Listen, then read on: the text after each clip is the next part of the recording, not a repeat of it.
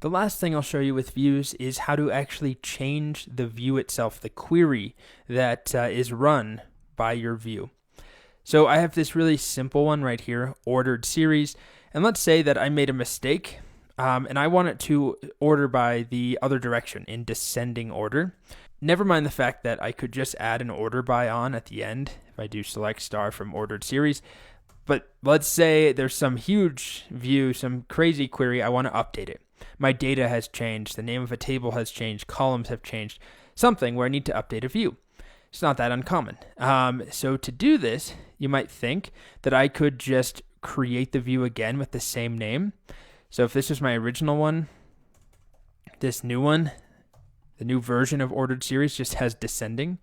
If I try and run this query now to create that view again, I get an error. It says that already exists. In the same way, if I tried to make a real table again with the same name, I'll get that error. It's not a real table, but it's being treated as a table in this situation. So what I can do instead is slightly modify this to be create or replace view ordered series as blah, blah, blah. So if it doesn't exist, create it. If it does exist, replace the view with this new query. So if I run this, now it works, or at least it doesn't give me an error. And if I run my select star from ordered series, the order has changed, right? Now it's going from 2016 down to 1963. It is in descending order. Very simple example, probably not a change you would really need to make, but if, I don't know, maybe you do need to change it to be descending order, that's how you would do it. But more often than not, we might be working with something like this, where we eventually solidify our schema and we decide that released year is not a good name for the column on the series table. So we might rename that to year, which means my view is going to break unless I update the view to have the correct column name. And the way to update that is, at least one way, is create or replace, because you can't just recreate it if it already exists. We also have the option to use alter view.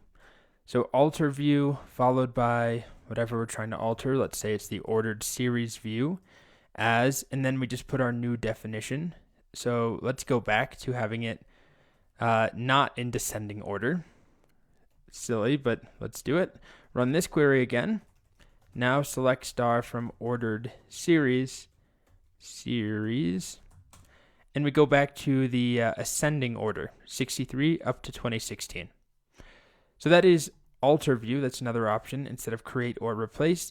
And then finally, I'll show you how to drop a view. It's as simple as drop view, ordered series, and that's it. And now if I try and select star from ordered series, it doesn't work. But that does not mean we deleted the data, right?